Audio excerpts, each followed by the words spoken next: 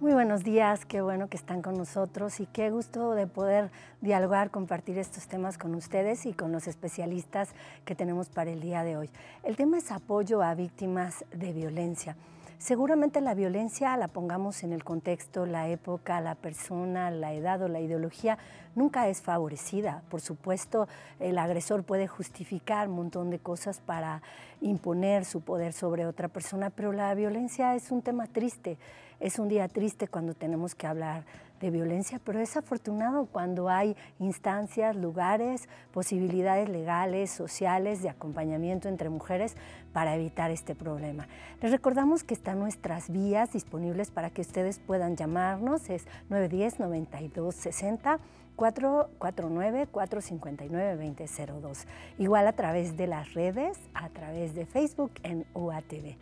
¿Les parece bien que pensemos un poco antes de entrar totalmente del tema en la frase que nos han seleccionado para este día? Y la frase dice, es una frase de un pacifista y es de Buda: el dolor es inevitable, pero el sufrimiento es opcional.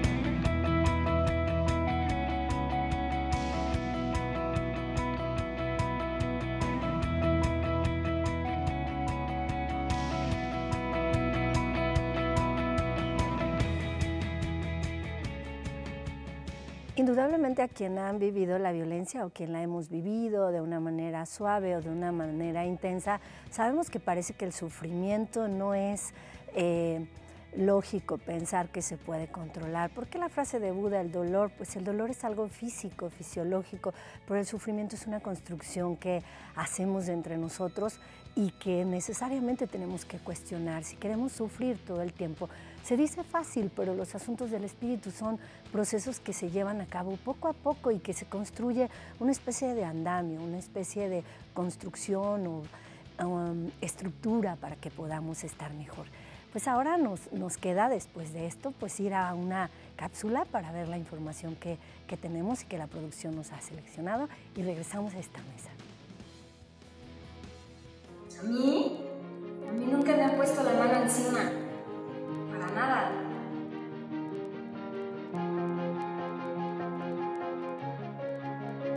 Oye, ¿por qué no en vez de estar viendo la tele te sales a correr?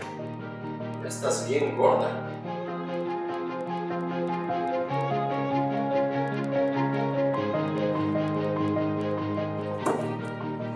¿Está?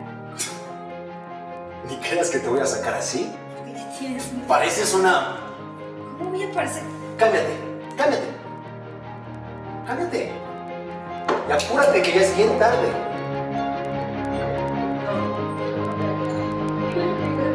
Hola. ¿Cómo estás? ¿Dice qué? Es un amigo de la escuela. ¿Amigo de la escuela? ¿Amigo de comer, verdad? No voy a comer, cálmate. ¿Por qué lo saludas así? Oiga, es que nunca me escuchas cuando tengo que hablar contigo. Siempre te terminas enojando. Ya estuvo bueno de tus dramas.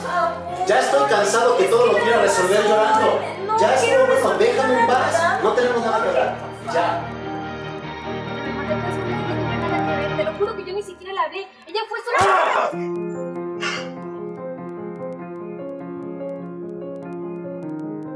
¿Violencia yo? ¿Cómo crees? Esas cosas no me pasan a mí. Le pasa, no sé, a otra gente. Yo no soy ninguna víctima, y mucho menos de maltrato. Jamás. No es como que me tenga que estar preocupando. ¿O no?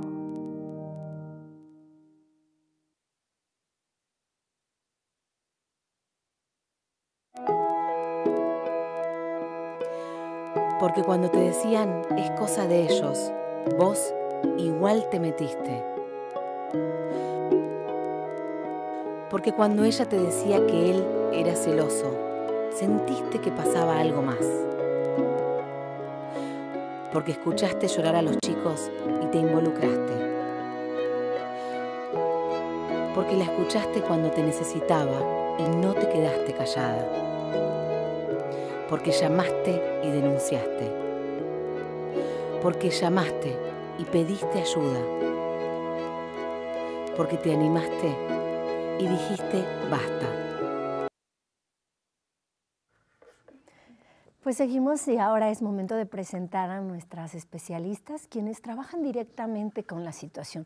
La violencia es una abstracción solo cuando vemos la palabra, pero como ellas saben de qué se trata, seguramente agregarán asuntos interesantes. Se encuentra con nosotros la psicóloga Carla Sandoval Luna. Ella tiene atención externa en Mujer Contemporánea. Gracias, Carla, por estar con nosotros. De igual manera se encuentra con nosotros la licenciada Minerva Soto Esparza. Ella es abogada en la Fundación Mujer Contemporánea. Muchísimas gracias. De pronto, Carla, pensaríamos que sabemos que existen las instituciones y de eso vamos a ir hablando, pero ¿cuáles son las cosas que podemos hacer nosotros como familiares directos de una persona que sufre o que tiene una situación de violencia? Sí. Pues mira, Rocío, obviamente las mujeres empiezan a presentar síntomas muy claros. Estos síntomas pues pueden variar en cada una de las personas, pero pues normalmente en términos generales pues empiezan a aislarse, dejan de visitar a la familia, ya no hablan tanto, los invitan a una reunión familiar, a una fiesta, ya no quieren asistir. Y detrás los familiares pues empiezan a ver conductas que no son normales en ellas, ¿verdad? Porque ya no nos hablas, porque ya no nos visitas, ¿qué está pasando? Antes te arreglabas, te pintabas, porque ya no lo estás haciendo. Y entonces ellas pocas veces se atreven a decir, pues sabes que es que no me dejan, o sabes que es que me regañan, o sabes que es que me lo prohíben. O es que sabes que tengo problemas con mi esposo cada vez que hablo contigo, mamá, papá, hermano. Y entonces empezamos a ver como que se aíslan, ¿no? Y estos síntomas de acercar, bueno, luego las familias les hacen señalamientos que ellas no pueden abiertamente manifestar, ¿no? Como por ejemplo, me están controlando, o ellas a veces ni siquiera se dan cuenta. Claro. Y bueno, pensaríamos, Minerva, que en su experiencia, con el diferente, digamos, abanico de personalidades y de gente, ¿cómo pensaríamos que no hay un tipo específico de violencia en el sentido de genérico, como si fuera para todas, ¿no? Por ejemplo, ¿qué características, aparte de las que nos dice Carla, has observado tú para poder entender este proceso, ¿no? Porque a veces se cree que si eres profesional, si tienes grado de escolaridad, si tienes un nivel económico un poco más holgado, eres exenta. ¿Cómo poder quitarnos esta idea de la violencia muy situada? Pues sí, Rocío, mira, fíjate que la violencia no es solamente violencia física, que es a veces lo que las mujeres cuando ingresan con nosotros piensan que necesitan llegar llenas de moretones, ¿no? Con la sangre ya mostrando, ¿no? Hay violencia psicológica, que incluso es de las más marcadas y la más fuerte, que es la que hace que la víctima empiece a bajar su autoestima a tal grado de que incluso hay casos en los que han pensado pues en atentar contra su vida. Viene la violencia también económica por parte del agresor o patrimonial, donde les impiden y laboral desarrollarse, estudiar, les quitan el dinero, se los restringen, les hacen hasta inventario casi de que en qué gastan, muéstrame los tickets, y las empiezan a limitar mucho, ¿no? Las amenazas en la parte psicológica es con la que yo me he topado, que llegan más muy asustadas, obviamente todas, violencia física, la psicológica que viene en la parte de las amenazas, también está la violencia sexual, que hay mujeres que a la fecha piensan que tienen la obligación de corresponder, aunque no quieran, en el acto a la pareja, y muchas han sido violentadas, y también esa es parte de la violencia. Claro. Y yo pensaría, Carla, ya estando la situación de violencia, a veces se cree que la mujer violentada se vuelve violenta. ¿Esto llega a ocurrir? Que la violencia generada por el padre, vamos a decir, o por el concubino, o el mismo padre de ella, ¿no? No solamente violencia de cónyuge, sino ahí, ¿la mujer violentada se puede volver violenta? Sí, claro que sí. Solo que no siempre va en contra de quien la agrede, sino es como una cadena. El agresor a ella a los hijos, y normalmente los hijos a las mascotas o a otros compañeros. Es difícil que ella, si tiene miedo, si está amenazada, vaya a expresar todo esto hacia su agresor. A veces sí, cuando ya están en un nivel desbordado, que sabes que ya no puedo más, tuve que defenderme, tuve que responder, ya no sabía qué hacer, sí lo llegan a hacer, pero en sus primeras etapas es del agresor hacia ellas, de ellas hacia los hijos y de los hijos hacia, insisto, mascotas u otros compañeros. O sea, es una espiral como interminable, ¿no? Así es. Pues yo creo que este tema tendríamos que pensarlo, porque a veces pensamos que la violencia es un efecto muy situado y sabemos que es como espiral. Tenemos una pequeña pausa, regresamos, vamos a un corte y nos incorporamos inmediatamente casi entre nosotras.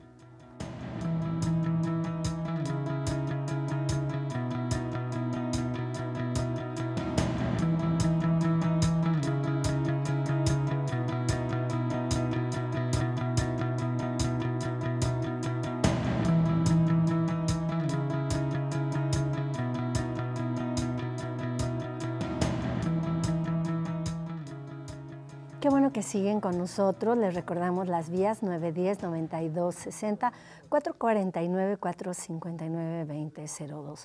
Y creo que es indudable, es contundente que no podemos entender algo ni podemos ser voceros de algo que no hemos vivido.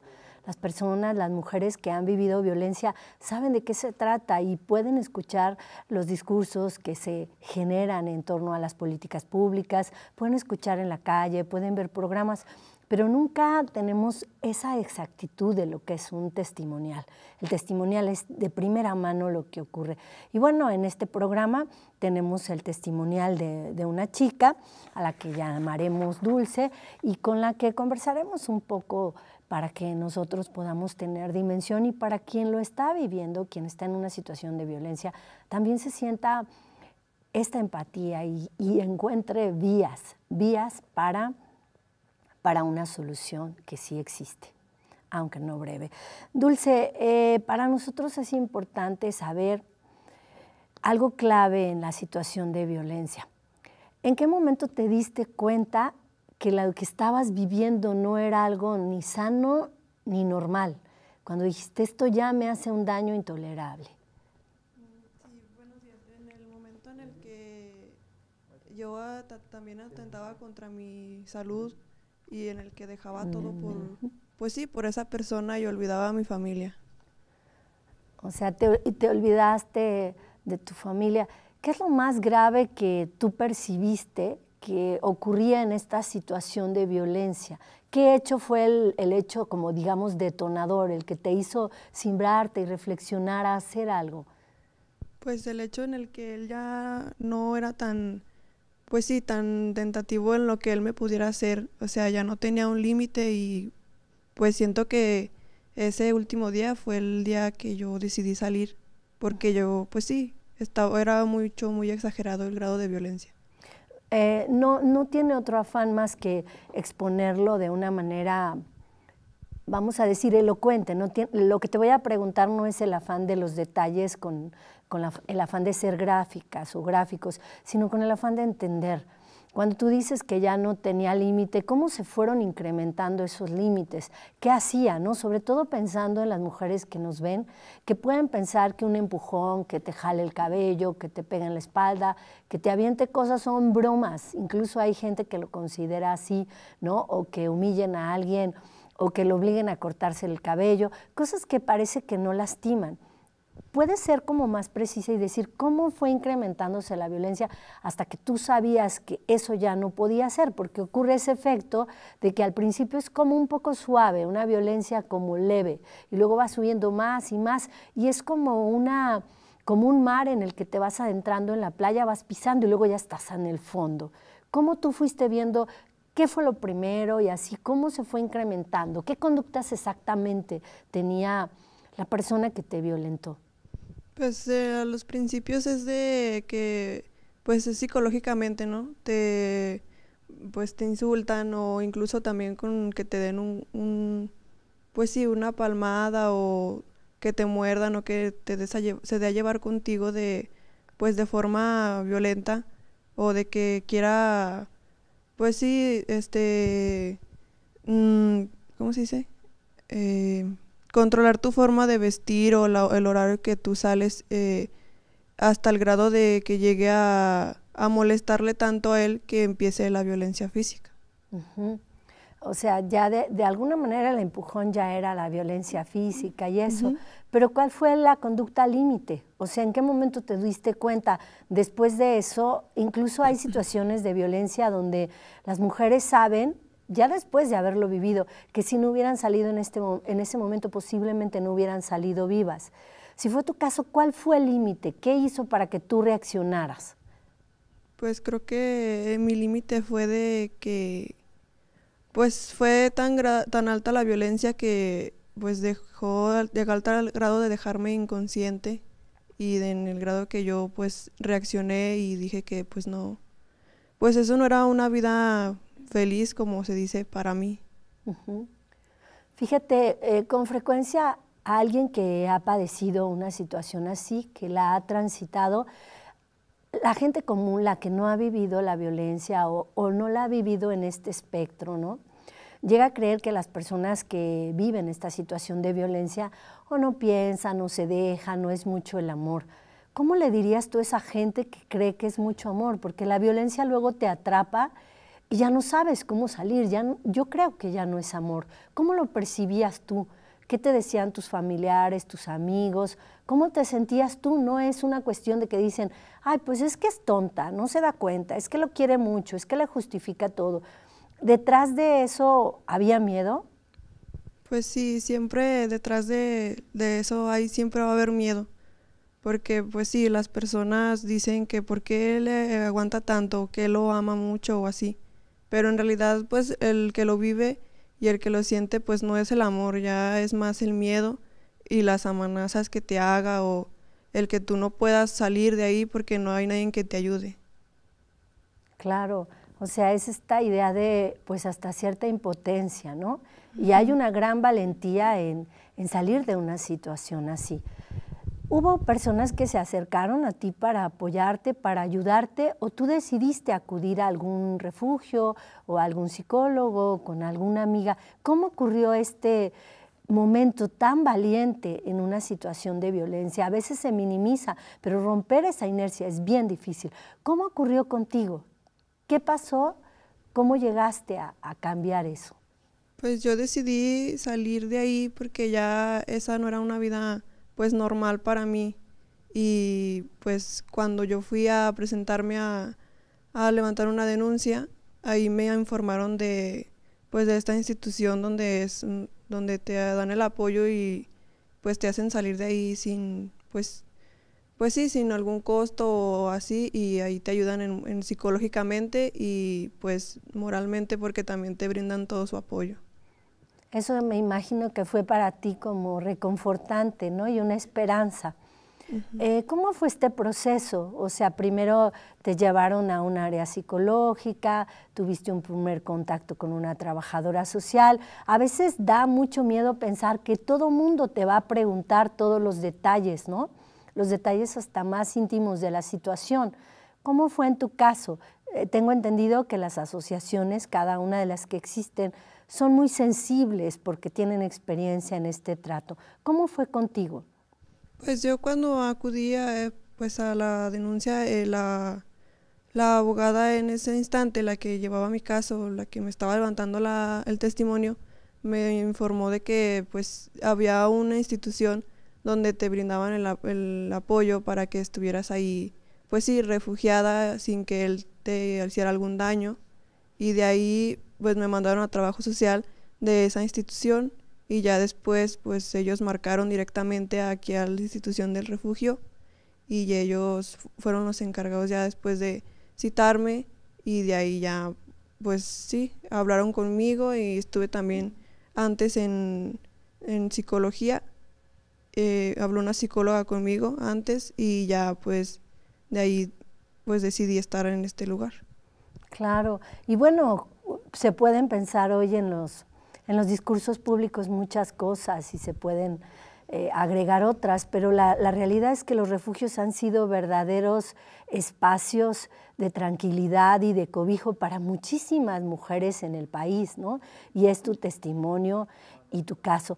Tú tendrías, seguro antes de llegar al refugio y antes cuando vivías esta situación de violencia y ahora, ¿cómo encuentras a la Dulce de ahora en relación con la que estaba antes, con la que vivió esa situación de violencia?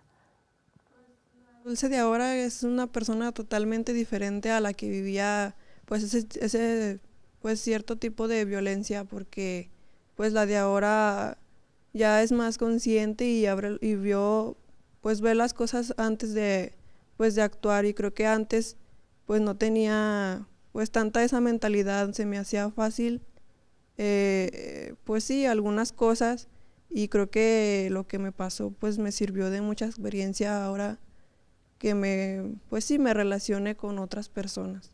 Claro, sí, y yo creo que a veces se cree que, bueno, hay elementos para evaluarlo, ¿no? Y los especialistas en psicología, como Carla, lo podrán decir mejor, pero cuando una mujer no está en un tratamiento, en un proceso, es posible que se libere de un agresor y vaya a completar un modelo con un segundo agresor. En el caso de los refugios, o cuando una mujer sigue un tratamiento sistemático, un proceso de sanación y esta posibilidad de reestructurar la autoestima y la fragilidad, pues hay mejores oportunidades de vida y de no repetir lo que estaba ocurriendo. ¿Qué quieres para tu futuro, Dulce? ¿Qué esperas? Después de haber vivido una situación tan complicada, estar al límite inconsciente por alguien que te violenta, sea en la guerra, sea en el hambre, sea la razón que sea, son situaciones extremas. ¿Qué esperas para ti en el futuro? ¿Qué quieres? Pues espero pues seguir estando bien y tener pues la capacidad y las cosas que pues me he estado proponiendo, pues como quien dice, superarme un poco más y pues llegar a ser esa persona que pues sí, que puede vivir, que puede estar bien sin que alguien te controle, ¿no? ¡Ay, qué maravilla! Qué esperanzador tu testimonio. Y pues te agradecemos mucho que hayas estado con nosotros. Se necesita valor para tomar la decisión, pero también valor para luego contarlo en un relato tan preciso. Gracias, Dulce, y pues nosotros vamos a un corte, regresamos con Carla y con Minerva a esta mesa.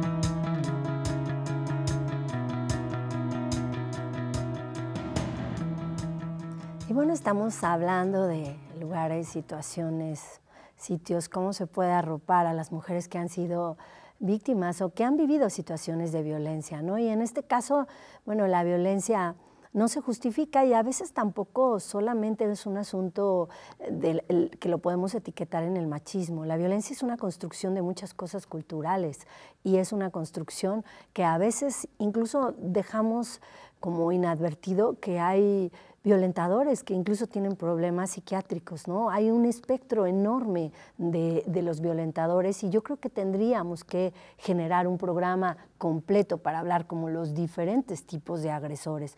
Vamos a una cápsula y nos incorporamos para seguir conversando en esta mesa entre nosotras.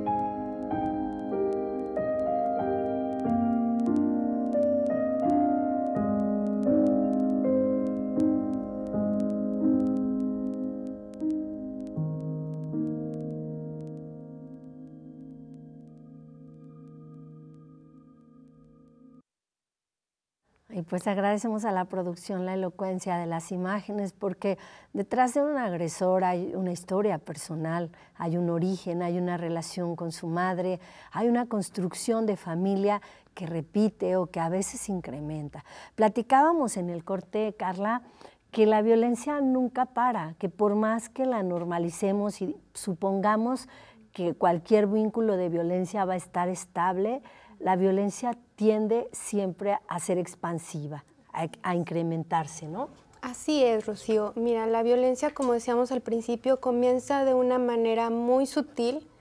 Esta se va incrementando al paso del tiempo y hay que tomar en cuenta que esto nos va debilitando, ¿sí? O sea, empiezas a dormir mal, empiezas a comer mal, empiezas a estar triste todo el tiempo, no quieres salir de tu cama y entonces esto te va debilitando.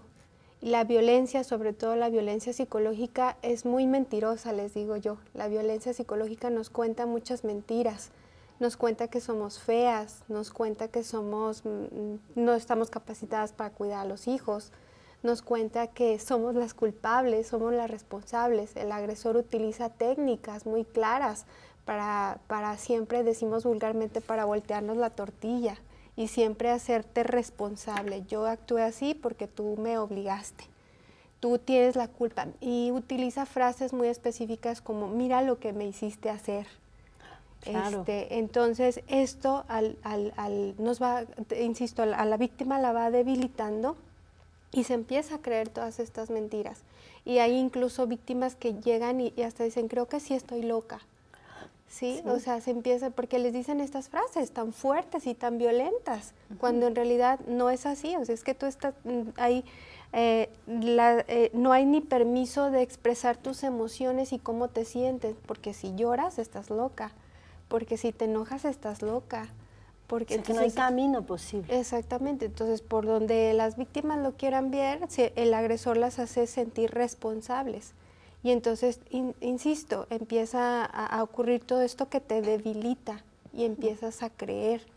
Y llega a ser tan fuerte la violencia que ellas mismas empiezan a atentar en contra de ellas mismas. Claro. ¿Sí? Y empiezan a tener hasta pensamientos de terminar con su vida por todas estas mentiras que la violencia psicológica les ha dado. Entonces, y si agregas la violencia física, ya no solo estás débil emocionalmente, sino también físicamente.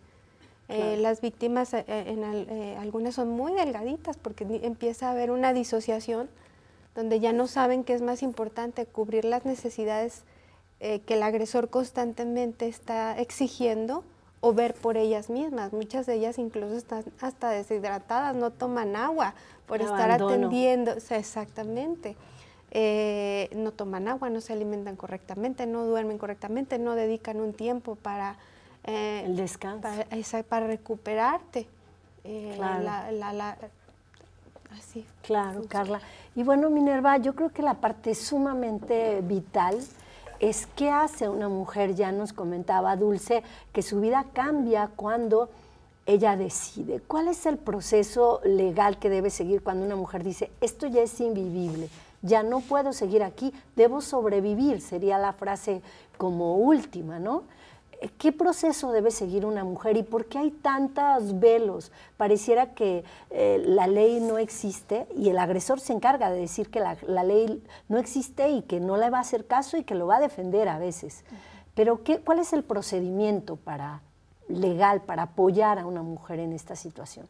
Claro que sí, Rocío. Mira, cuando ingresan ahí con nosotros, obviamente ya mencionaban anteriormente y lo mencionó Dulce, que las trata una psicóloga posterior a ingresar a trabajo social, y ahí después llega mi trabajo, que es pues platicar con ellas y ver la manera en la que se les puede apoyar y ver el tipo de agresor del cual se quieren zafar, ¿no? Y se les hacen dos trabajos o se les atienden dos áreas del derecho. Una es el área penal, cuando ya llegan con nosotros con su denuncia interpuesta, como ahorita lo mencionaba Dulce.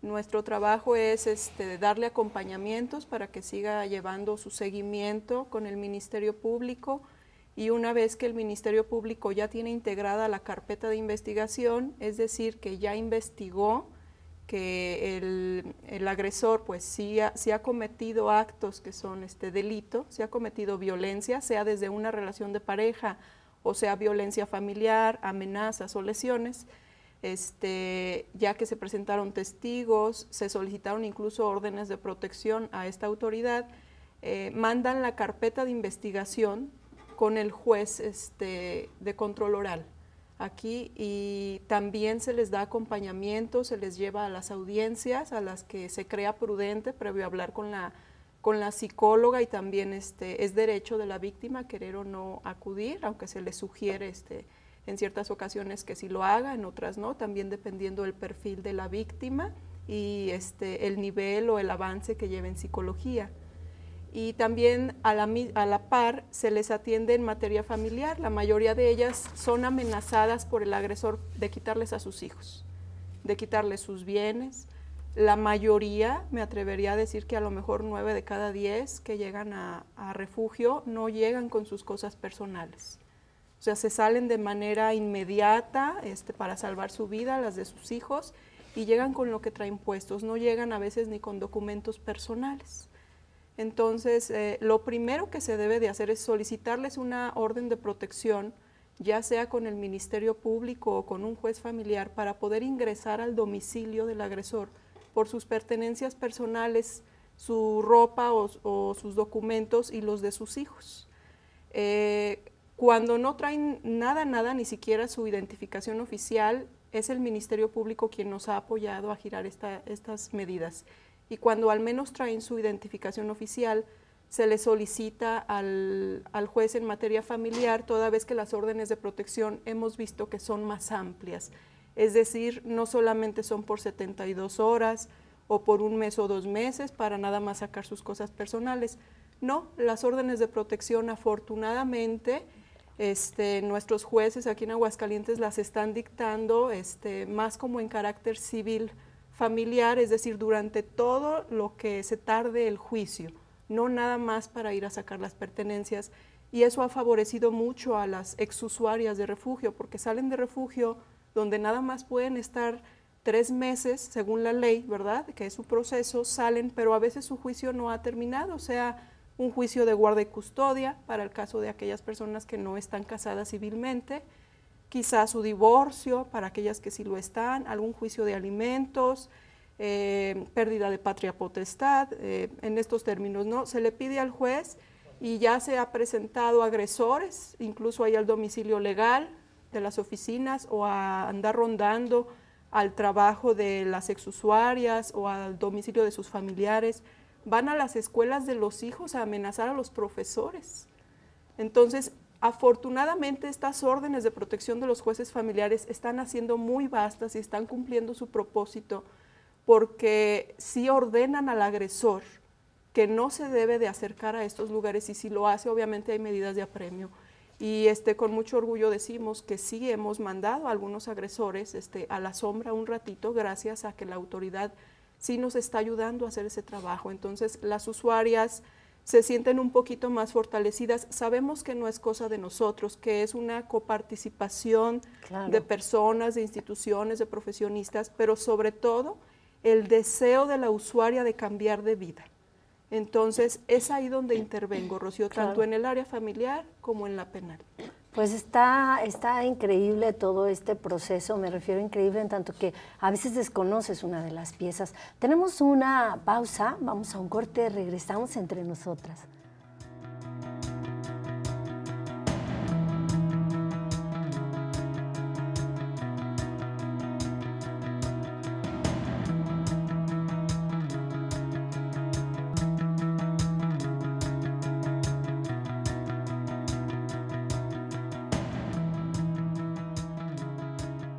Seguimos hablando sobre este tema, apoyo a mujeres en situación o víctimas de violencia, como a veces se les llama. Vamos a una cápsula, nos incorporamos aquí entre nosotras. Algún día darás el paso y dejarás atrás tus malos recuerdos. borra parte de tu pasado. Todos sabemos que es duro. Piensa en ti por una vez. Es difícil tomar la decisión.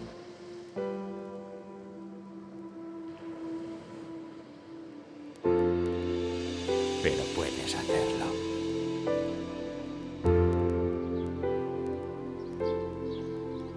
Ahora empieza tu vida.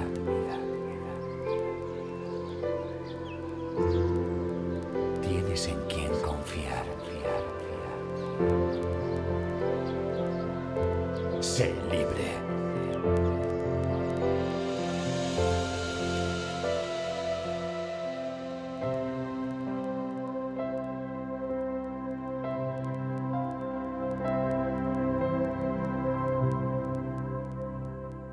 ...25 de noviembre...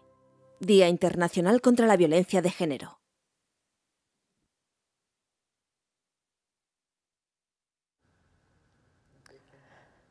Siempre es necesario enfatizar que las mujeres en situación de violencia tienen espacios, ¿no? Y enfatizar el trabajo tan sensible, cercano y permanente que hacen los refugios.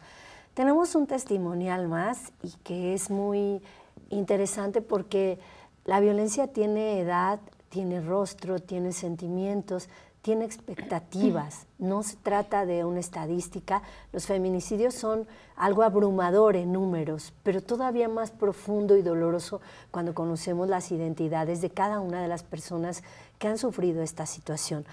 En este testimonial, Sandra, como la llamaremos ahora, muchas gracias por venir, Sandra. Sabemos que no es sencillo y que se requiere todo un proceso para poder hablar de la violencia, ¿no? Cuando uno está en los primeros momentos, no se puede hablar de ningún tipo de problema emotivo que uno tenga hasta que ya está acomodado. ¿Qué edad tienes, Sandra?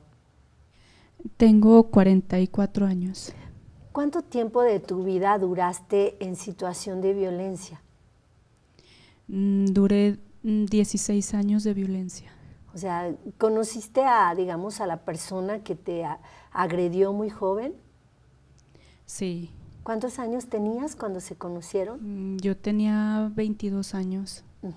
Y ya tenía señales. Eso es algo muy interesante porque parece que las mujeres en este ideal romántico a veces no vemos ciertas conductas que se presentan como de manera muy discreta al principio y luego son la explicación de todo lo demás. La persona con la que tú conviviste mostraba cuando eran novios, cuando estaban en el cortejo, rasgos que después entendiste o nunca tuvo señales de violencia. Sí, es que él siempre fue muy sutil en su trato y sí había unas señales que era muy celoso. Controlaba mi forma de vestir desde un principio, mis amistades. Él elegía a quién hablarle y a quién no. Y tú, bueno, en esta idea de afecto romántico lo percibías. ¿Te casaste con él? Sí. ¿Y tienes hijos? Sí, tengo 3 hijos. ¿Cómo percibías tú, en otros testimoniales y en cosas que hemos leído, sabemos que las mujeres que sufren esta situación, a veces los hijos son el detonador, porque la mujer que vive situación de violencia llega un momento de la insensibilidad, y no digo que no, sino un caparazón para poder soportar, ¿no? Pero son los hijos los que hacen a veces despertar. ¿Cómo afectó esta violencia a tus hijos? Pues todos caímos en lo mismo de tenerle mucho miedo. Cuando él llegaba a casa, todos parecíamos soldaditos derechitos y sin hablar. Yo no tenía que hablar con mis hijos enfrente de él porque él se molestaba, decía que yo los aconsejaba y mis hijos pues ya sabían, para no provocar enojo hacia él, pues todos, cada quien corría a su recámara. El niño más chiquito, cuando escuchaba que él estaba enojado, él corría y se escondía donde él encontraba un lugar para sentirse seguro. Fue cuando yo sentí que ya no era yo, ya eran también mis hijos. Claro. ¿Y cómo tomaste la decisión? ¿Buscaste un lugar? ¿Alguien platicó contigo? ¿Cómo fue ese clic, ese paro, ya no más? ¿En qué momento lo pensaste y qué hiciste? ¿Qué fue lo primero que hiciste? Pues lo primero que hice y que me hizo abrir bien los ojos fue la reacción de mis hijos cuando vi que ya no era yo nada más la afectada, sino que mis hijos estaban siendo también afectados. Entonces tomé la decisión de decir ya, me costó mucho trabajo salir de casa porque pues siempre nos tenía encerrados, pero en cuanto busqué una salidita de él, yo salí corriendo buscando ayuda y me fui a un refugio donde yo entré con mucho pánico, ya no era miedo, ya era pánico con delirio de persecución, pero cuando entré al refugio con mis terapias psicológicas sí logré superar, me salí totalmente cambiada de ahí. Eso me alegra mucho. ¿Y qué le dirías a las mujeres que viven una situación de violencia y percibiéndote a ti, que aunque bueno estás anónima ante las cámaras, yo te siento cerca y te escucho y te veo como una mujer muy fuerte? ¿Qué le dirías a alguien que está escuchando esta situación y que percibe el panorama todo oscuro, todo encerrado? ¿Qué esperanza les darías tú? Que saliendo de casa hay esperanzas, hay mucha gente que te recibe con los brazos abiertos y que no estás sola porque hay atención psicológica, hay una vida por quien luchar, más que nada los que nos dan las fuerzas son nuestros hijos y que sí se puede. Yo sentí que encerrada en ese mundo, yo sentí que no se podía y ahora que estoy fuera me siento libre y empiezo a ser feliz, sí se puede. Muchas gracias, Sandra, por este cierre de este testimonial. Gracias por estar con nosotros y la valentía. Pues ya estamos casi en el último trecho de este programa. Carla, ¿qué podemos decir de este apoyo? ¿Cómo podemos invitar a las mujeres a que se decidan en el momento que ellas crean, ¿no? Porque parece una medicina, ya el programa apoya, pero cuando ellas estén en este riesgo, ¿hacia dónde van? ¿Qué deben hacer? Yo les diría que estén muy atentas a lo que sienten. El cuerpo y la mente son muy sabios y nos hacen saber cuando lo que estamos viviendo ya no nos está causando y nos está generando toda esta tristeza, todo este estrés. Es invitarlas a pedir ayuda, a solicitar ayuda. Una vez que llegan al refugio en específico es recibirlas, hacer un plan de evaluación para saber qué tan afectadas llegaron, cómo llegaron. Se formula o se hace un plan de trabajo que las ayuda a recuperarse, a fortalecer su yo, a recuperar su autoestima, a cambiar el concepto que tienen de ellas mismas y obviamente empieza a surgir efecto el tratamiento psicológico. Empiezan a descubrir sus fortalezas, vuelven a ver sus aptitudes, vuelven a ver sus habilidades, se vuelven a dar cuenta que son capaces, que son mujeres poderosas. Claro. Y pues Minerva, ¿qué específicamente el domicilio, el lugar, dónde pueden ir? Claro que sí, estamos ubicados en la calle Vasco de Gama 111, en la zona centro. Ahí están las oficinas de consulta externa de Mujer Contemporánea. O también para aquellas mujeres que se atrevan o se vean en la necesidad de ir a interponer su denuncia ante el Ministerio Público, solicitar también ahí, ellos ya tienen nuestros datos o de ahí incluso les han recomendado que acudan con nosotros, desde ahí, desde Fiscalía. Es todo. Pues me despido de ustedes, fue un placer, muchísimas gracias a Carla Sandoval Luna de Atención Externa de Mujer Contemporánea. Muchas gracias Minerva Soto Esparza, abogada de Mujer Contemporánea, dos mujeres muy solventes, íntegras y fuertes que están dispuestas junto con toda la organización a apoyar a las mujeres. Pues bueno, gracias a todos ustedes por estar en este programa, por acompañarnos y pues quedarnos pendientes para la siguiente emisión de Entre Nosotras. Cualquier retroalimentación y cualquier construcción adicional, cualquier sugerencia al programa será bienvenida. Que tengan buena jornada. La violencia es triste, pero la violencia que permanece, la violencia que es espiral y que no paramos, es la tristeza mayor.